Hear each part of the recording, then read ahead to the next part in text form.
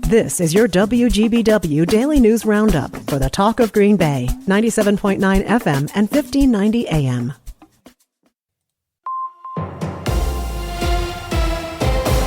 Civic Media News. I'm Terry Bell. Here's what Wisconsin needs to know. President Biden's campaign co-chairman is in Wisconsin today and tomorrow. Mitch Landers spearheaded the president's trillion-dollar infrastructure plan.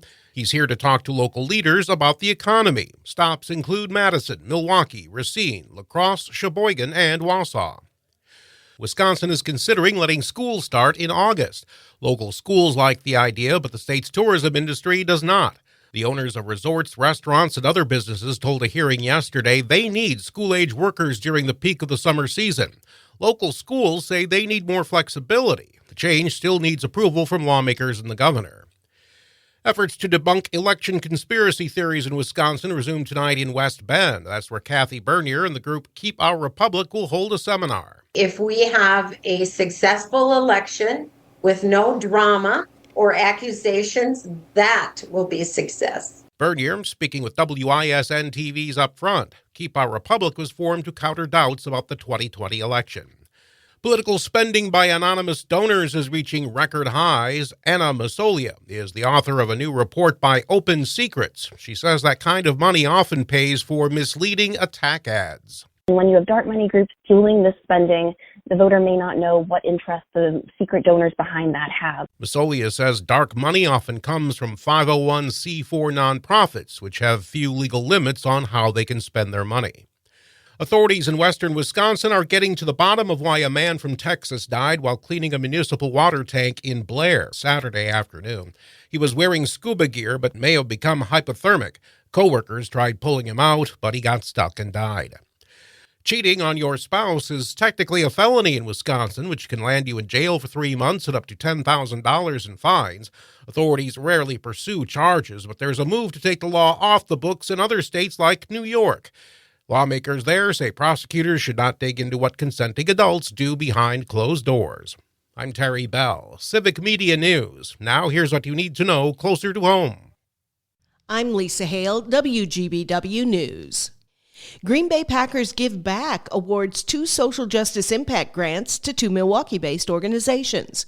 Hope Through Restoration and Project Return Incorporated will each get $125,000. Both organizations serve individuals and families who've experienced incarceration or are reintegrating into public life. The grants will allow the nonprofits to help their clients gain access to the resources they need and to overcome barriers. The new community clinic in Green Bay is bringing medical and dental care to residents who may not have access to it, says CEO Kim Franzen. And we decided we're going to really up our game and bring our services out to those who have barriers for transportation. So we decided let's build a mobile unit. Franzen says the 40-foot-long mobile medical unit has 2 bays and can provide complete dental services, medical care, mental health care, and even WIC benefits. We have refrigerators in there so we can bring vaccinations out. We have a full network so we can get onto the electronic medical record. We've got portable x-ray for our dentists so they can take x-rays while we're out and about. The new community clinic's mobile unit currently serves Brown County. A stabbing incident sends 1 man to the hospital and another to jail. Neenah police say the men, who didn't know each other previously, got into an argument while playing cards at Green's Poorhouse in Neenah Saturday. Police say when one went to the bathroom, the other man followed and stabbed him. According to reports, the suspect left the scene but was later found and arrested at his home. He was booked into Winnebago County Jail. A Fond du Lac sheriff's deputy is cleared in a fatal shooting from October of 2023. Fond du Lac County District Attorney Eric Toney said in a press conference Monday that DCI found all shots fired by Deputy Blaine Evans were in self-defense. Kyle Massey died of a self-inflicted gunshot wound during the altercation. K9 Iro was also injured. After many surgeries, K9 Iro is recovering well. The Oshkosh Common Council will decide whether to change the titles of mayor and deputy mayor to council president and council vice president during today's meeting. The city of Oshkosh operates under a city manager form of government, and because this would result in a change in an ordinance, it will require a supermajority, or 5 of the 7 members of the council, to pass the ordinance. Each night as the kids are being put to bed, the dishes are done, and things are settling down for the night, Oshkosh Police want you to adopt a simple habit to help with crime prevention.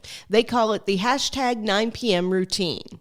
It's a social media campaign to remind people to remove valuables from their car, and then to lock their car and also to lock their home. Kate Mann, the Public Affairs and Crime Prevention Officer for Oshkosh Police, says now is the time to start getting into this habit. We do seem to see an uptick in theft from unlocked vehicle as the weather gets warmer because more people are out and about. The 9 p.m. routine is posted on the Oshkosh Police Department social media pages around 8:55 every night. And that's what you need to know. I'm Lisa Hale, WGBW News. The Bucks and the Lakers. Hi, I'm Mike Clemens with sports. The Milwaukee Bucks host the LA Lakers tonight at Fiserv Forum. The Bucks' Bobby Portis asked, what's it like to finally have Chris Middleton back? It's fun to have a whole team, fun to, build at these last 11, 10 games and, try to turn in the right direction, man. It's that time of year now, and it's exciting. LeBron James, not expected to play due to a sore ankle. I asked the Bucks' Damian Lillard, who does he expect to guard him tonight? We talked about it, but I never really worry about it too much since I've been on this team because we got so many weapons. I know that I can play the game honest and the right way, and we'll have a chance to win regardless. College basketball, the Badgers women's team with a 67-62 victory over Southern Indiana in the WNIT. They'll host Illinois State Thursday night. Baseball, the Brewers wrapping up spring training with a game against the Rockies before heading to New York for the season opener Thursday against the Mets. What kind of a team should fans expect this year? Manager Pat Murphy. We're going to play hard, that's for sure. It's a super bunch of guys that I think the fans will fall in love with and compete. And careful because they might just believe themselves right into contention.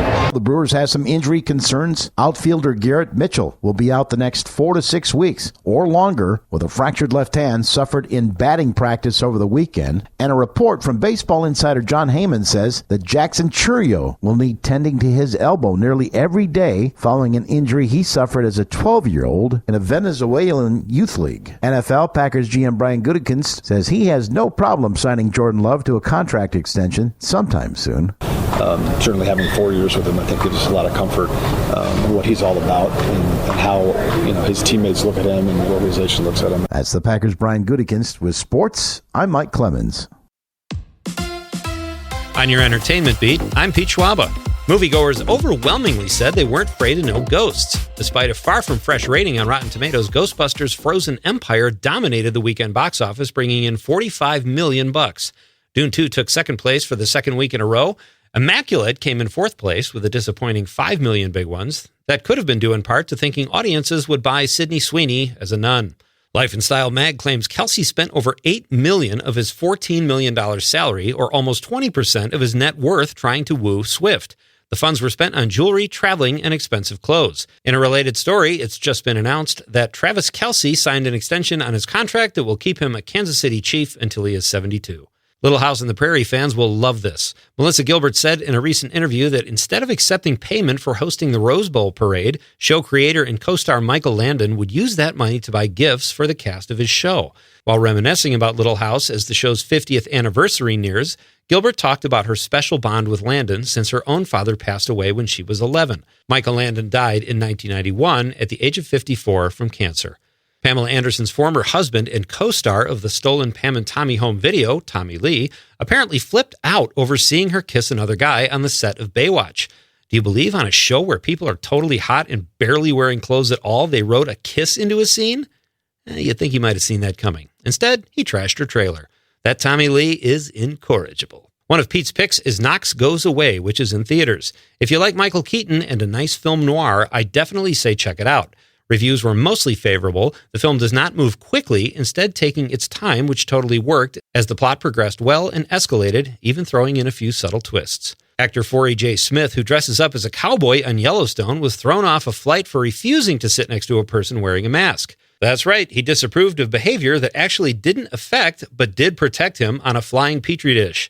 Smith, who plays Lloyd Pierce on the show, is a fierce anti-vax proponent and sat out the SAG Awards in 2022 due to their vaccine policy for attendees. The actor apparently did not have a problem showing up on the set where vaccines and COVID tests were enforced regularly throughout the pandemic.